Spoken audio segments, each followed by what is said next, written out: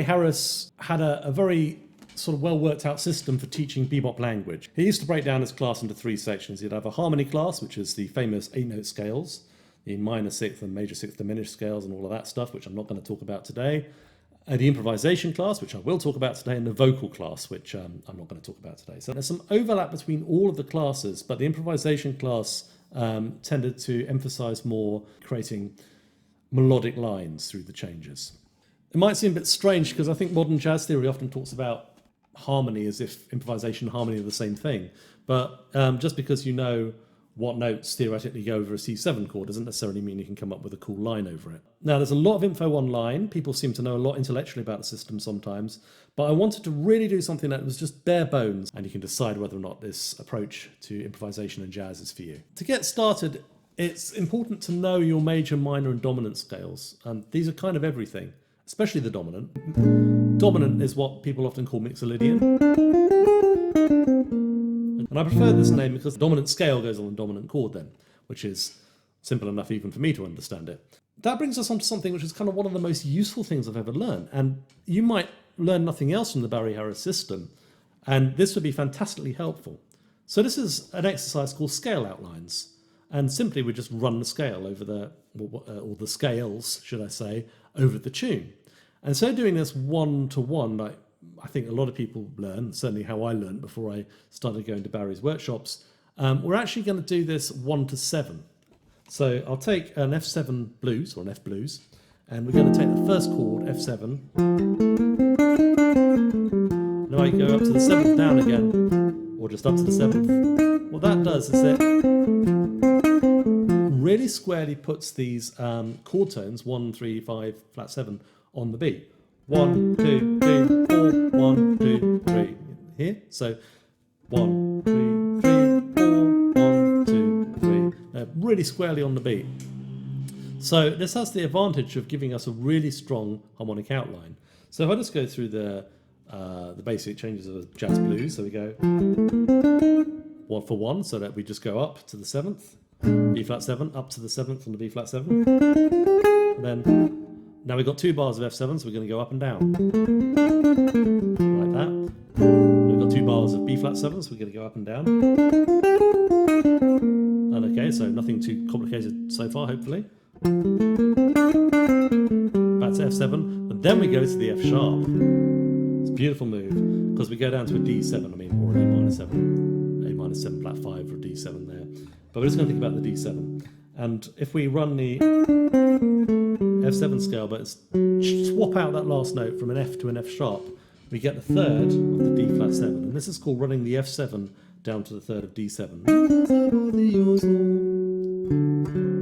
Like that. And then the next Barry trick that we do, this is another trick, is instead of thinking of G minor 7, F, C7, F, so the 2, 5 there, G minor 7, C7. Instead of thinking of those 2 chords, we just think of the C7. Like that. And this will give you, so just go up and down, so it's 2 bars, and then we go back to the F, and then we do the same thing, going back to the C7 again. So the whole thing goes.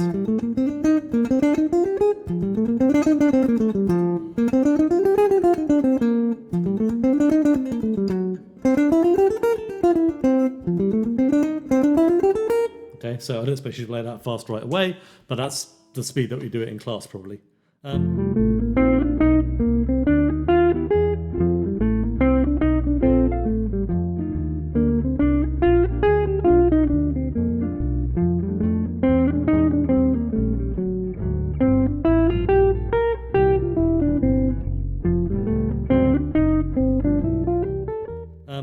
It does a few things.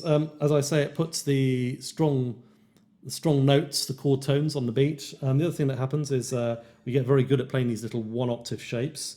And actually that's more useful for changes jazz because we don't stick on a scale for ages like we might do in modal music. So learning these little 1-octave shapes, which took me a while to be honest with you,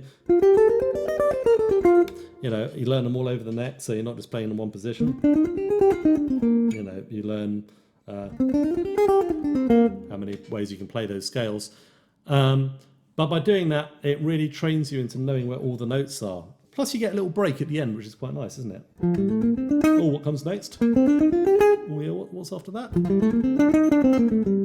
So in bebop, really the resolving dominant chords, the seventh chords, are kind of where most of the action is. We're much less interested really in the minor and major chords. They're kind of just, kind of passive sounds. They can be beautiful, but really the dominant is where the main action is. And learning how to resolve dominant chords into target chords is perhaps one of the most important things you should learn. So I'm just going to focus on C7, but you can eventually apply all of this stuff to the blues. I'll show you how to apply this to a 2-5-1.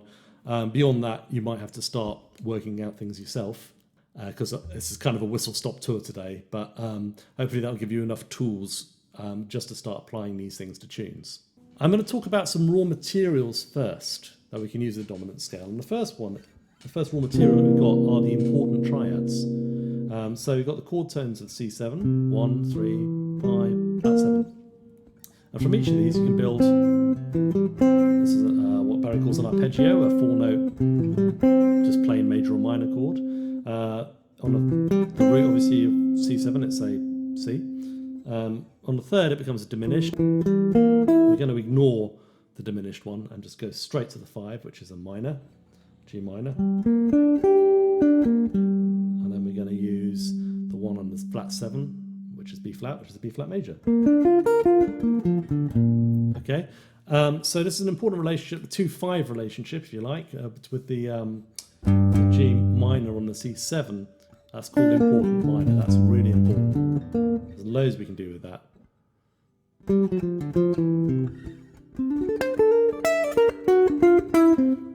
Really important sound. And then the major chord on the 7th, that's the B flat major. That has a beautiful kind of sus quality to it. West Montgomery liked that sound a lot.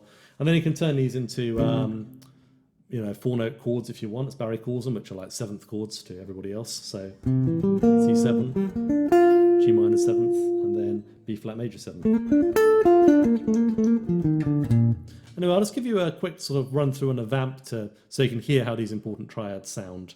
And right away you can start to get a little bit of interesting variety on your dominant chords.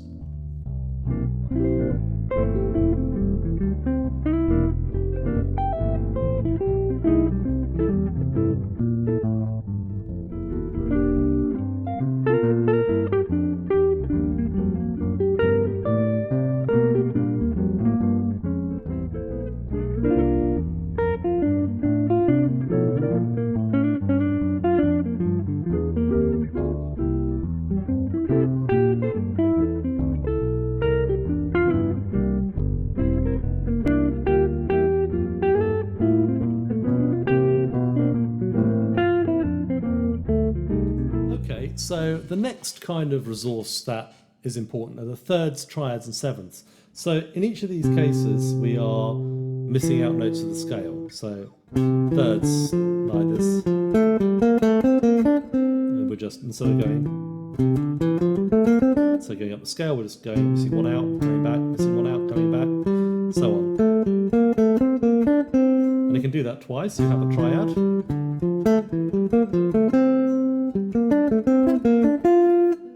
I always find those fingerings quite hard. 7th chords, when you do it twice.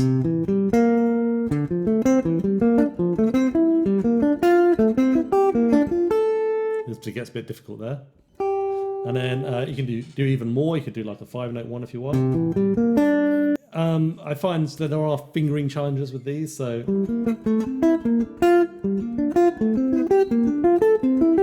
can find more guitaristic ways to finger them. I've tried to give some vaguely guitaristic tabs for these things, but you should learn to finger them in a bunch of different positions. I just want to focus a little bit on the triad one because it's got a really beautiful rhythm to it. So it's like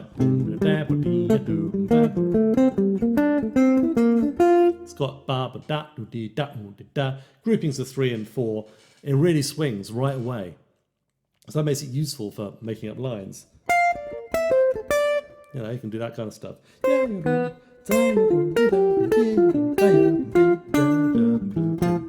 Anyway, so I'm just going to run through these so you can hear how they sound.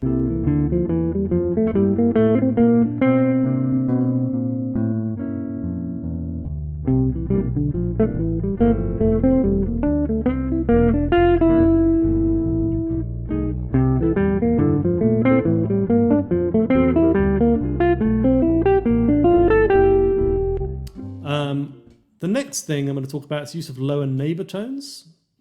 The stereotypical place to put a lower neighbour tone is on the and before the beat. So let's do it for these important chords. So we've got the 4-note chord of C7 on 1, okay, and we're going to go 1, 2, 3, 4, 1. So I've used the lower neighbour before the root. The rest of the thing is a triplet. 1, 2, 3, 4, 1. Okay, instantly it starts to sound a bit like bebop, right? The same thing for G minor. I'll slow it down a little bit. 1, 2, 3, 4, 1. It's nice. The next one will be B flat major 7th. 1, 2, 3, 4, 1. Or like that, right? So you can also do this for thirds, which is really nice.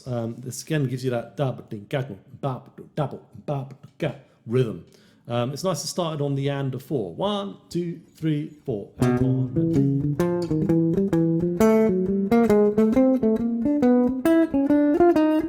That's really nice. It swings right away. Imagine doing that through the bridge of rhythm changes or something.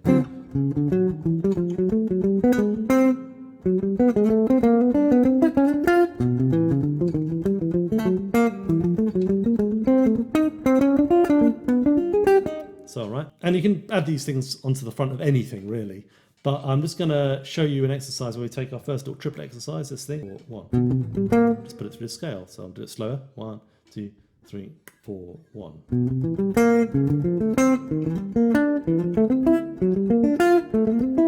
Right away, it starts to sound like bebop. It's pretty cool.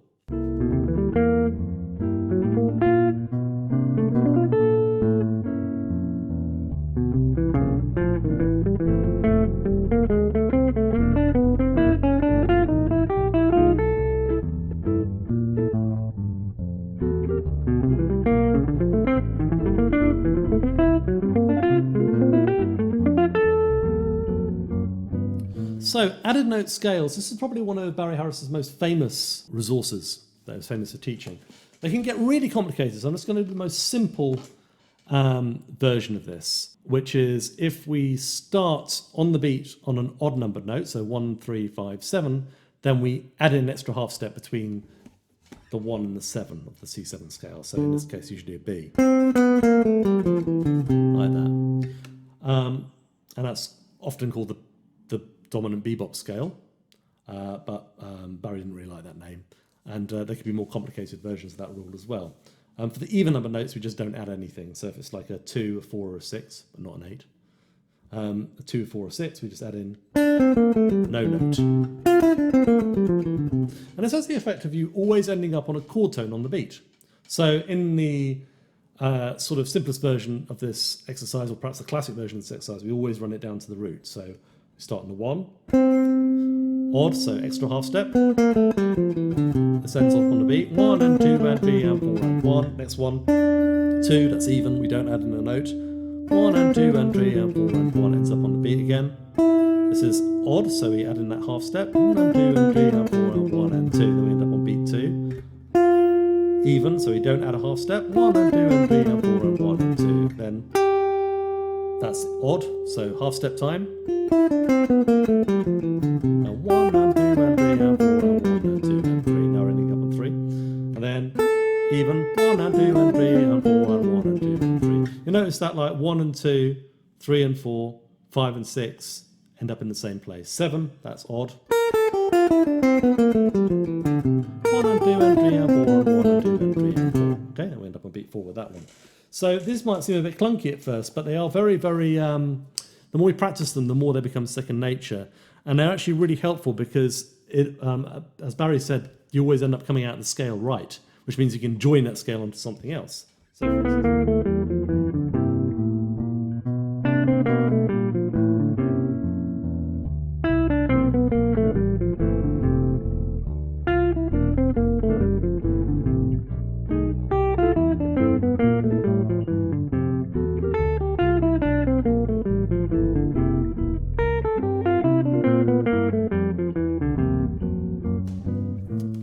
So now we're going to learn how to play a 2-5-1. Now, as I said before, in the Barry Harris world, we've simplified it so that we don't have to think about the G minor 7. So we're just going to think about the C7 scale lines over the G minor 7 C7 bit. But we need to find a way of getting us into the target chord, which in this case will be an F6. We do a 2-5-1 in the key of our blues, which is F, right? So one of the most natural ways to do this is to use a diminished seventh arpeggio, and these link really well into the descending scales. So, for instance, if I've got a descending C7 scale from the root,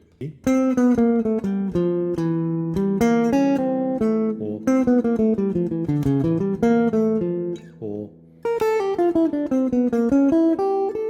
yeah, it sort of connects very well into that scale. So the diminished I'm using is the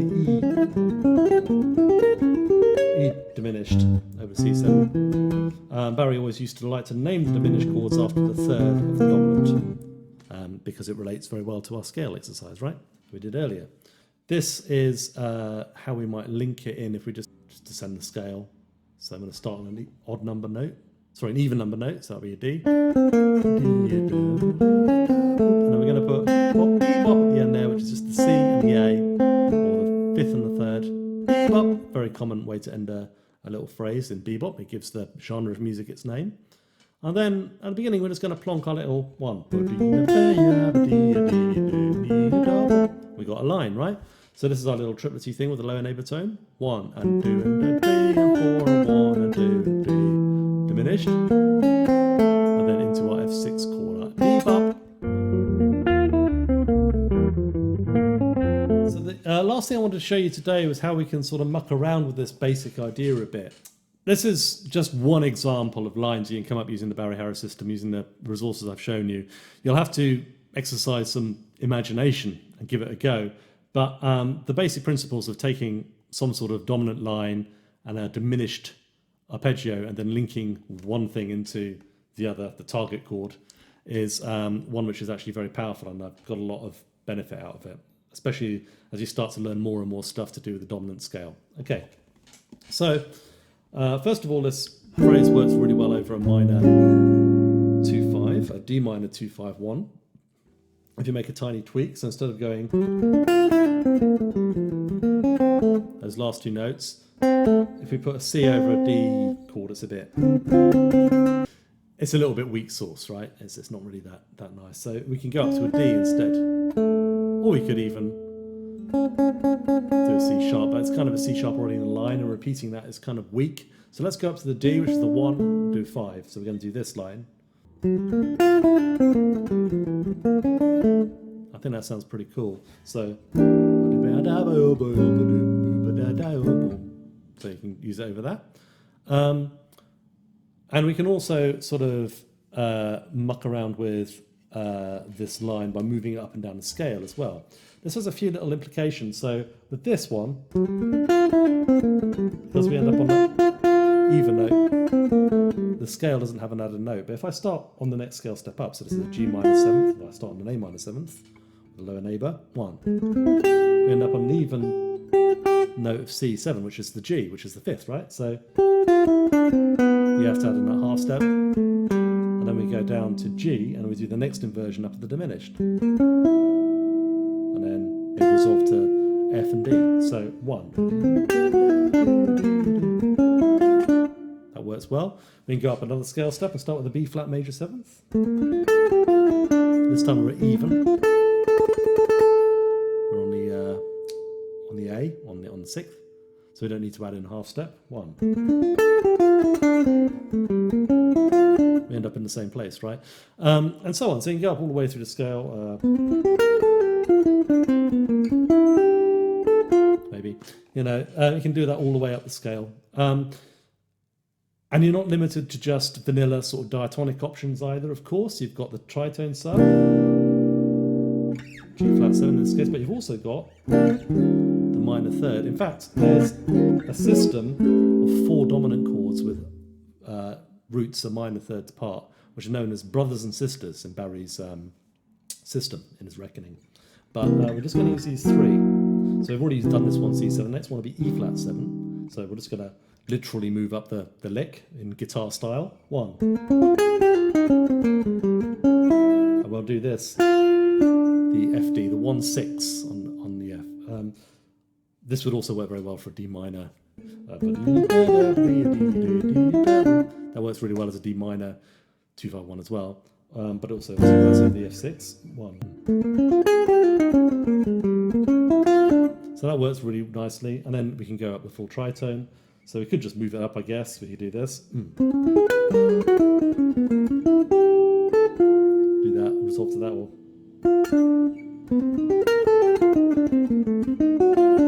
Do that, or we can finger it down here. That works as well. Anyway, I'll just give you all of those options back to back so you can hear what they sound like.